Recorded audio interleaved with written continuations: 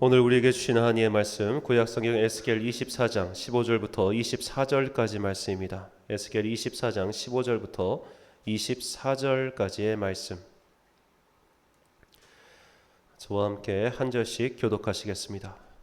여호와의 말씀이 또 내게 임하여 이르시되 인자야 내가 내 눈에 기뻐하는 것을 한 번 쳐서 빼앗으니 너는 슬퍼하거나 울거나 눈물을 흘리거나 하지 말며 죽은 자들을 위하여 슬퍼하지 말고 조용히 탄식하며 수건으로 머리를 동이고 발에 신을 신고 입술을 가리지 말고 사람이 초상집에서 먹는 음식물을 먹지 말라 하신지라. 내가 아침에 백소에게 말하였더니 저녁에 내 아내가 죽었으므로 아침에 내가 받은 명령대로 행하매 백성이 내게 이르되 내가 행하는 이 일이 우리와 무슨 상관이 있는지 너는 우리에게 말하지 아니하겠느냐 하므로 내가 그들에게 말하기를 여호와의 말씀이 내게 임하여 이르시되 너는 이스라엘 족속에게 이르기를 주 여호와의 말씀에 내 성소는 너희 세력의 영광이요 너희 눈의 기쁨이요 너희 마음의 아낌이 되거니와 내가 더럽힐 것이며 너희의 버려둔 자녀를 칼에 엎드러지게 할지라. 너희가 에스겔이 행한 바와 같이 행하여 입술을 가리지 아니하며 사람의 음식물을 먹지 아니하며 수건으로 머리를 동인 채 발에 신을 신을 채로 두고 슬퍼하지도 아니하며 울지도 아니하되 죄악 중에 패망하여 피차 바라보고 탄식하리라. 이같이 에스겔이 너희에게 표징이 되리니 그가 행한 대로 너희가 다 행할지라. 이 일이 이루어지면 내가 주 여호와인 줄을 너희가 알리라 하라 하셨느니라. 아멘. 주인으로 모시는 기도란 제목으로 하나님의 말씀 선포하겠습니다. 자, 우리가 방금 했지만 이 침묵 기도라는 것이 기도 중에 있죠. 침묵 기도는 내 안에 있는 여러 가지 소리를 멈추고 주님의 말씀을 듣는, 그러니까 주님의 음성을 듣는 기도의 한 방법이라고 할 수 있겠습니다. 다른 말로는 관조라는 표현을 사용하기도 하는데 이렇게 일단은 내 안에 있는 여러 가지 소리를 잠재우는 어떻게 보면 경건의 훈련이라고도 할 수 있겠죠. 이게 사실은 굉장히 어렵습니다. 우리가 보통 어떻게 보면 이제 기도를 시작할 때 많은 분들이 소리 내서 하는 기도를 하는 이유 중 하나는 우리가 자꾸만 잡념이 생기기 때문이에요. 가만히 침묵을 하면서 기도를 하면은 어떻게 보면 진짜 쓸데없는 것들이 정말 많이 떠오릅니다. 그래서 이제 우리가 영성 수련원이나 그런 데 가서 기도를 하다 보면 그런 걸 꼭 한번 경험하는데 이걸 특별히 분심이라고 불러요. 마음이 나뉘어져서 자꾸만 다른 생각이 드는 것. 내가 뭐 해야 되지? 내가 뭐 안 하고 왔지? 지금 나 이거 해야 되는데. 그런 식으로 자꾸만 일상의 여러 가지 일들이 머릿속에 생각나면서 우리의 기도를 자꾸만 집중하는 것을 방해할 때가 그렇게 많습니다. 그래서 사실 침묵 기도는 어떻게 보면 우리가 가장 흔히 접할 수 있는 기도의 방법이기도 하지만 동시에 가장 어려운 기도이기도 하죠. 자, 우리가 무엇보다 이런 침묵 기도를 그러나 계속해서 해야 되는 이유는 내가 하나님의 음성을, 주님의 음성을 듣는 훈련을 해야 하기 때문입니다. 사실 우리가 이 성경을 볼 때 성경의 언어 그리고 많은 설교자들의 언어를 보면은 수동태의 문장이 그렇게 많아요. 뭐 되다, 뭐 하다, 뭐 하다. 자, 이렇게 수동태의 문장, 수동태의 말들이 많은 이유는 바로 신앙의 본질이 능동이 아니라 수동에 있기 때문입니다. 우리는 내 뜻을 관철하기 위해 하나님을 이용하는 자들이 아니에요. 우리의 신앙의 궁극적인 형태는 하나님과의 교제를 통해서 내 소망을 이루는 게 아니라 하나님의 뜻에 나를 순종시키고 나를 복종시키는 단계에 나아가기 위한 것이 바로 신앙생활의 궁극적인 목적이라고 할 수 있습니다. 그렇기 때문에 성경의 문장들이 그렇게 수동태의 문장이 많은 거예요. 그래서 사실 성경의 글들이 우리말로 번역하면 그렇게 썩 좋은 번역이 안 나온 이유가 바로 여기에 있습니다. 수동태 우리말 문장은 기본적으로 수동태의 문장이 없거든요. 그렇기 때문에 우리가 이런 수동태적인 신앙을 어떻게 보면 어려워하는 것이 바로 이런 데 있죠. 우리는 능동적인 삶에 익숙합니다. 내가 계획을 세우고 내가 원하는 것을 목표로 세운 다음에 그것을 이뤄가는 것에 익숙하지 수동적인 삶에는 사실 익숙하지 않아요. 더군다나 우리가 현대사회에 접어들면서 내 인생의 주인공은 바로 나야 나라는 것을 우리는 부지불식간에 주입받고 살았죠. 그래가지고 어느샌가부터 그러니까 어떻게 보면 이제 설교의 주제도 이런 게 굉장히 많습니다. 너는 소중한 사람이야. 너는 존귀한 자야. 그러니까 네가 원하는 걸 해. 하나님도 너를 도와주실 거야 라고 말이죠. 우리는 알게 모르게 이런 긍정의 신학에 굉장히 익숙해져 있습니다. 하지만 성경은 우리에게 분명히 이야기하죠. 하나님은 나의 주인이라고 말입니다. 우리의 어떻게 보면 신앙의 알파와 오메가는 바로 이 주인이신 하나님을 정말 믿고 내가 그 주인이신 하나님의 뜻에 순종해 가는 것이 바로 신앙의 궁극적인 목적이라고 할 수 있을 겁니다. 자, 오늘 이제 우리가 살펴볼 에스겔서는 바로 이 신앙의 목적을 우리에게 가르쳐 주는 이런 예언서라고도 볼 수 있습니다. 에스겔서는 전체 분량이 48장, 48장이나 됩니다. 그러니까 선지서의 분량으로 본다면 성경에서 세 번째로 많은 선지서죠. 이렇게 큰 아주 긴 선지서임에도 불구하고 에스겔서에는 다른 이사야나 예레미야와는 아주 분명하게 구별되는 특징이 있습니다. 바로 화자, 그러니까 저자인 에스겔 개인의 소리가 나오지 않아요.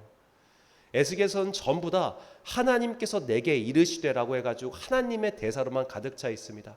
그러니까 이걸 대본으로 만들면 정작 주인공 같은 에스겔은 대사가 한마디도 나오지 않는 거예요. 기껏 나오는 게 하나님 이게 무엇입니까 정도. 나중에 이제 환상의 골짜기에서 마른 뼈들을 가리켜 뭐 그 정도밖에 나오지 않고 정말 개인의 어떻게 보면 감정의 표현이나 이런 것들이 거의 나오지 않는 저지하는 예언서가 바로 에스겔서라고 볼 수 있습니다. 그러니까 우리가 이전에 살펴봤던 예레미야와는 완전히 다른 거죠. 예레미야는 개인의 감정이 풍부하게 드러나 있습니다. 하나님의 말씀을 받았을 때 그 말씀 때문에 괴로워하는 예레미야의 심정이 고스란히 드러나 있죠. 근데 에스겔에는 그런 개인의 고통에 대한 말이 전혀 나오지 않습니다. 자, 오늘 본문은 바로 그 에스겔의 개인적인 고통을 가장 극명하게 보여준 사례입니다. 그의 아내가 죽는다는 고지가 하나님께로 내려와요. 그리고 그의 아내가 정말로 죽습니다. 본문 16절과 18절 말씀 제가 읽겠습니다. 인자야, 내가 내 눈에 기뻐하는 것을 한 번 쳐서 빼앗으니 너는 슬퍼하거나 울거나 눈물을 흘리거나 하지 말며 18절 내가 아침에 백성에게 말하였더니 저녁에 내 아내가 죽었으므로 아침에 내가 받은 명령대로 행하매. 자, 이 장면을 한번 생각해 보십시오. 내 가족이 죽는다. 지금 네 가족이 내일 죽을 거야 라고 하나님께서 알려주셨어요. 그럼 우리 어떻게 하겠습니까? 히스기야처럼 기도하겠죠. 다윗처럼 기도하겠죠. 하나님께서 응답하시든 응답하시지 않든 그 죽음 앞에서 하나님 이렇게 죽게 할 수는 없어요. 이 죽음을 물려주세요라고 기도하겠죠. 이건 사람의 당연한 반응일 겁니다. 그런데 그 사람의 당연한 반응을 지금 에스겔은 안 해요. 이게 지금 어떻게 보면 에스겔서의 굉장히 중요한 포인트라고 볼 수 있습니다. 누구나 죽음은 싫고 피하고 싶은 거예요. 그러니까 히스기야처럼 얼굴을 벽으로 향하여 간절히 기도해서 이 죽음을 면하게 해달라는 취소 명령서를 하나님께 받아내잖아요. 우리는 사실 이런 기도에 익숙합니다. 무언가가 내가 원하지 않는 것이 왔을 때 하나님 이거 바꿔주세요. 하나님 이거 취소해주세요. 그런 식의 기도에 우리는 굉장히 익숙하고 사실 우리는 지금까지 그런 기도를 해왔어요. 그런데 에스겔은 지금 그런 기도를 안 해요. 죽는데요. 그런데 너는 슬퍼하지 말래요. 거기에 대해서 에스겔에서는 이런 반구의 말도 하지 않습니다. 왜 그럴까? 왜 그럴까? 이것은 바로 에스겔서의 전체에 흐르는 주제 때문입니다. 에스겔서를 전체를 보면 에스겔서에서 가장 많이 나오는 문장이 뭐냐면 내가 주 여호와인 줄 너희가 알리라라는 문장이에요. 이 문장이 무려 60회 가까이 등장합니다. 그러니까 에스겔서의 핵심 주제는 뭐라고 해야 될까요? 유다가 이제 망할 것이다, 혹은 하나님의 성전이 새로 등장할 것이다. 이게 아니고 내가 주 여호와인 것을 너희가 알리라. 이것이 에스겔서의 핵심 주제라는 거예요. 특별히 여기서 특이한 것은 바로 주 여호와라는 표현입니다. 이 주라고 하는 히브리어는 아도나이인데 이 뜻은 지배자, 주인이라는 뜻이에요. 이 아도나이라는 히브리어가 구약 성경에 460번 등장하는데 이 중 에스겔서에서 그 절반에 가까운 215번이나 나옵니다. 그러니까 에스겔서는 무엇을 우리에게 강조하고 있느냐? 하나님은 우리의 주인이시고 우리는 그분의 종이라는 거예요. 에스겔서는 이것을 분명하게 우리에게 말하고 있는 겁니다. 종은 안타깝지만 주인에게 내 생명의 그 여부에 대해서 따질 수가 없어요. 우리는 이 종과 주인의 관계라고 하면 굉장히 좀 거북합니다. 사실 이 현대인들은 우리가 다 평등하게 살고 있고 또 평등한 것에 익숙하잖아요. 누가 우리 위에 있는 걸 사실 설령 대통령이라 할지라도 나의 인권과 나의 자유를 침해하는 것에 대해서 굉장히 강하게 반발하죠. 어떻게 보면 이 현 세대가 기독교의 복음에서 계속해서 이탈할 수밖에 없는 것은 이 사회에 흐른 어떻게 보면 만연한 분위기 때문입니다. 이 MZ세대가 가장 견디기 힘들어하는 게 뭐냐면 내 자유를 침범하는 거래요. 누군가 내 자유를 억압하거나 혹은 내가 납득할 수 없는 이유로 내 자유를 어떻게 보면 침해하는 것을 견디지 못한다는 거예요. 그리고 동시에 누군가가 너의 자유를 침해하는 것에 내가 싸워주겠다 이렇게 얘기합니다. 그러니까 이게 되게 재밌는 게 이게 동성애 관련된 그들의 태도에서 등장하는데 나는 동성애자가 아니고 동성애는 싫어. 하지만 동성애를 추구하는 너의 자유는 내가 인정해 줄게. 이게 소위 말해 요새 세대의 분위기라는 거예요. 자, 우리는 이런 식으로 내 자유가 소중하고 내 인권이 소중하고 내 개인의 어떻게 보면 이 자유의지를 실현하는 것이 너무나 중요하기 때문에 하나님을 나의 주인이라고 고백하는 것이 익숙하지 않은 거예요. 그렇기 때문에 그 주인이 나의 생명을 그분의 뜻대로 사용하신다는 것에 대해서 사실 우리는 인정하지 않아요. 그분의 권능이, 그분의 힘이 나의 소망을 이루기 위해 있는 것이지 내가 그분에게 내 생명을 맡기는 걸 사실 우리는 거부하고 싫어한다는 것이죠. 그렇기 때문에 오늘 본문의 사건 같은 것이 내 인생에서 벌어졌을 때 우리는 이렇게 얘기합니다. 왜 나에게 이런 일이? 라고 말하는 거죠. 말로는 우리가 정말로 이제 뭐 생명을 주신 분도 하나님이시니 거둬가시는 분도 그분이시다라는 어떻게 보면 욥의 말처럼 그런 것을 우리가 어떻게 보면 관용어적으로 입에 담고 사는지는 모르겠지만 또 우리가 아까 찬양했던 것처럼 나의 주 나의 하나님 저분이 정말 나의 주인이시다라고 말로는 고백할지 모르지만 실상은 그 주인 되시는 하나님이 내 뜻에 복종해 주시기를 우리는 바라고 기도하고 있다는 거예요.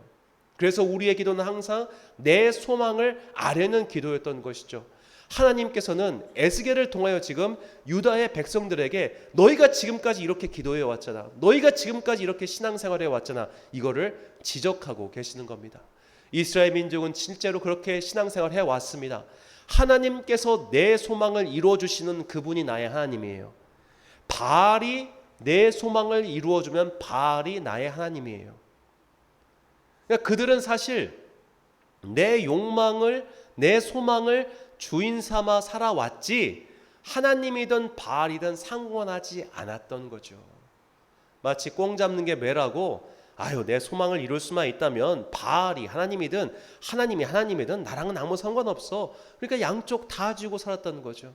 그래서 우리가 갈멜사에서 엘리야가 말하지 않습니까? 너희가 지금 선택하라고.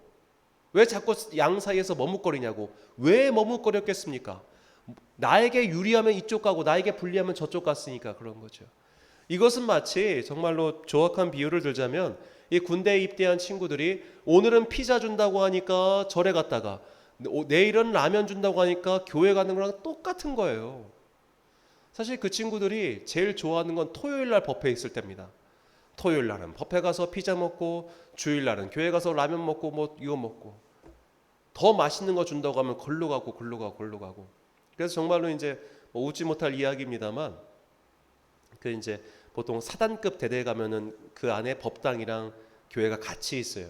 그래서 이번 주는 저희가 뭘 주나 저번 주는 얘네가 뭘 주나 이 간식 갖고 이 스님과 목사님이 서로 경쟁을 벌인다는 거예요.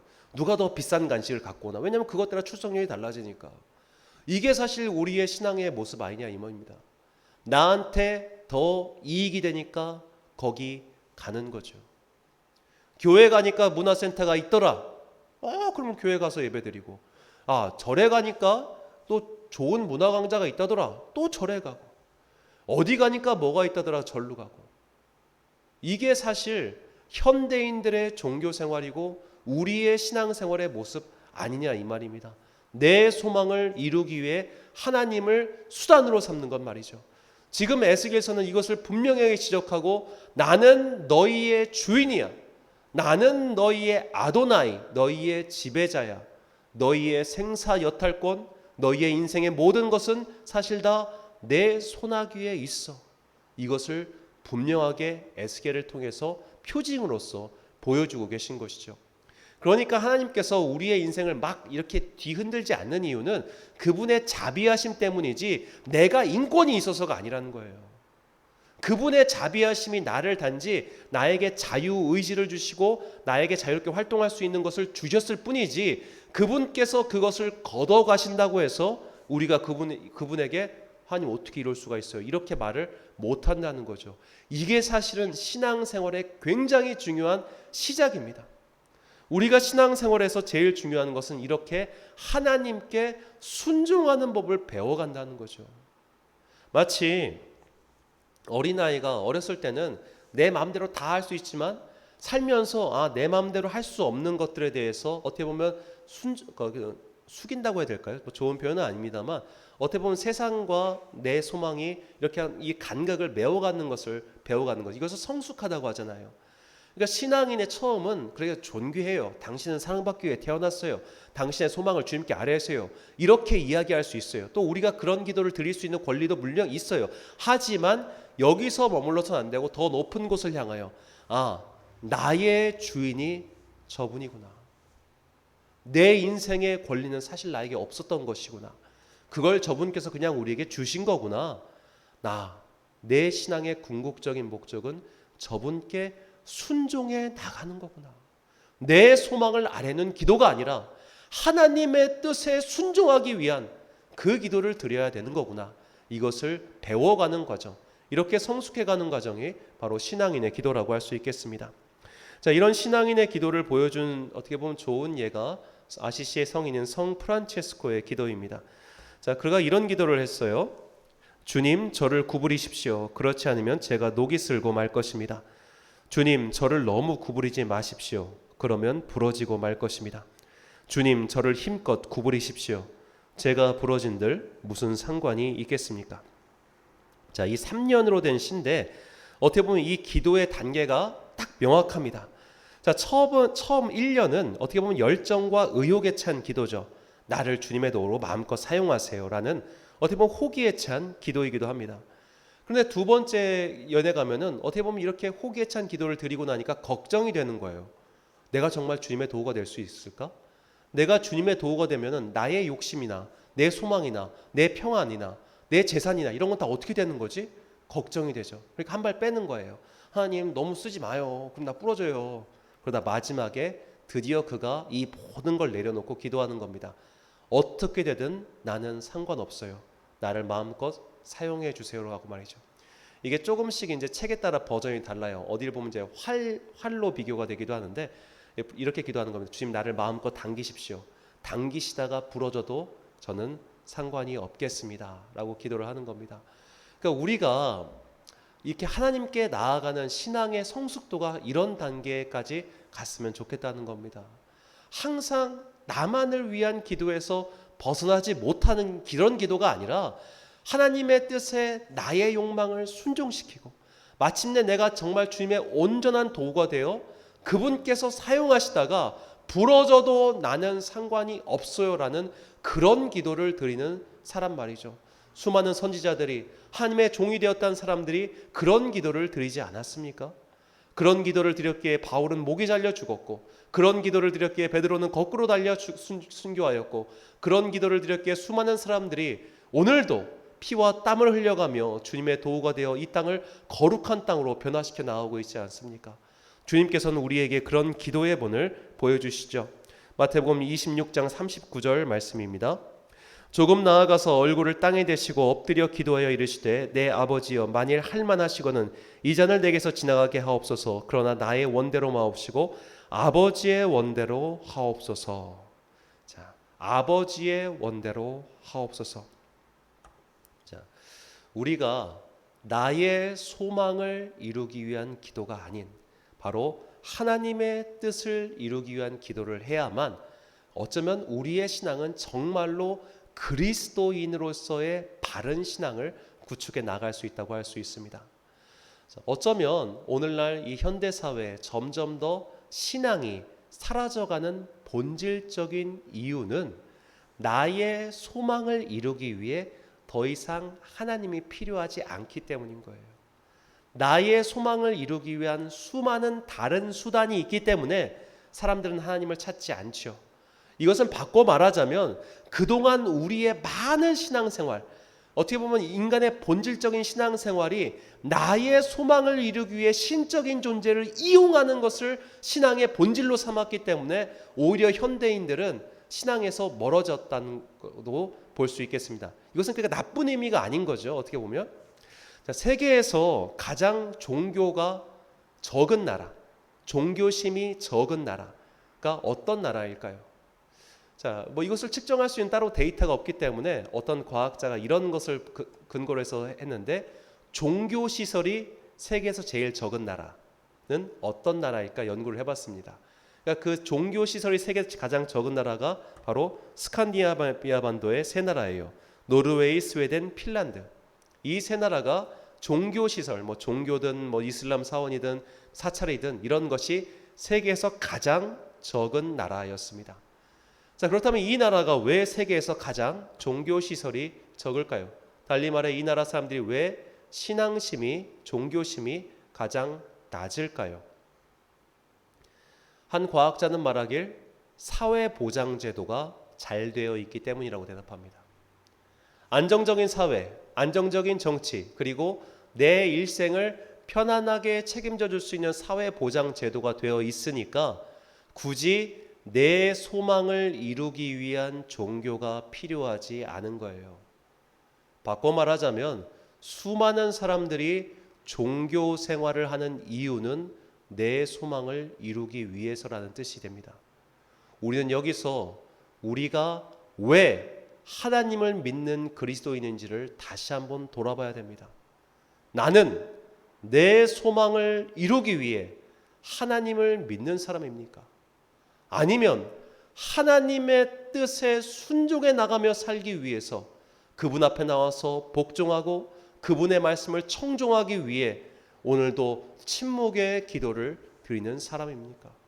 내가 내 소망을 이루기 위해 하나님을 믿는다고 하는 사람이라면 나의 실상은 우상 숭배자와 크게 다를 것이 없습니다. 그런 사람은 언제든지 내 소망을 이룰 수 있다면 그의 믿음과 신앙을 바꾸는데 주저함이 없을 것이기 때문이죠. 안타깝지만 오늘날 우리나라 개신교의 교인 중에도 신천지 등으로 넘어가는 사람들이 있습니다. 어떤 사람들은 신천지의 선전대원이 되는 것을 주저하지 않는 사람들도 있습니다. 왜 그럴까요? 돈 때문입니다. 자, 저희 교단 분도 있는 걸로 제가 알고 있긴 한데 어느 목사님들 몇몇이 신천지로 넘어가서 신천지의 선전대원이 되었어요. 그분들에게 생활비를 주니까. 돈 때문에 그쪽으로 넘어간 겁니다. 그렇다면 그분들은 왜 하나님을 믿었을까요? 돈 때문에 믿었겠죠. 돈이 되니까. 돈을 벌 수 있으니까. 혹은 나에게 돈을 줄 존재라니까. 우리의 어떻게 보면 수많은 사람들의 신앙생활이 오늘도 그런 모습은 아닌가. 우리는 이것을 돌아봐야 됩니다. 우리는 정말로 하나님을 위하여 나의 인생을 바치는 그런 종으로서의 사명과 소명과 인식을 갖고 있는가? 아니면 오늘도 나의 뜻을 이루기 위해 그분을 이용하는 자가 되고 있는가? 그래서 우리는 사무엘 선지자가 사울 왕에게 했던 말을 귀담아 들어야 합니다. 사무엘상 15장 22절 말씀입니다. 함께 읽습니다. 시작. 사무엘이 이르되 여호와께서 번제와 다른 제사를 그의 목소리를 청종하는 것을 좋아하심같이 좋아하시나이까? 순종이 제사보다 낫고 듣는 것이 수장의 기름보다 나으니. 아멘. 내 필요를 충족시키기 위해서 내 만족을 더욱더 더하기 위해서 예배를 드린다면 그런 예배는 우상 숭배와 본질적으로 다를 것이 없습니다. 단순히 내 소망을 더욱더 크게 얻기 위해서 오늘도 하나님께 기도를 드린다면 그 기도는 우상에게 바쳐지는 기도와 본질적으로 다를 것이 없다는 뜻입니다. 그러므로 오늘 우리에게 정말로 중요한 것은 하나님께 순종하기 위한 순종의 기도이며 하나님을 나의 주인이며 나의 지배자로 모시기 위한 종으로서 드리는 기도여야 됩니다. 오늘도 내 안에서 꿈틀거리고 있는 내 욕망, 내 욕심, 이 모든 것들을 십자가에 못 박으십시오. 그런 것들을 죽여나가야 됩니다. 그래야만 비로소 우리는 종으로서 하나님의 충실한 종이 되어 그분께 순종하여 그 아름다운 순종의 열매를 이루어가는 정말로 하나님 보실 때 아름다운 그런 종으로서 순전한 기도를 드릴 수 있게 될 것입니다. 오늘 우리 이 찬양 올리신 이후에 그 기도를 드리겠습니다. 내가 주인 삼은 모든 것 내려놓고 내 주 대신 주 앞에 나가 이 찬양 올린 후에 함께 기도하겠습니다.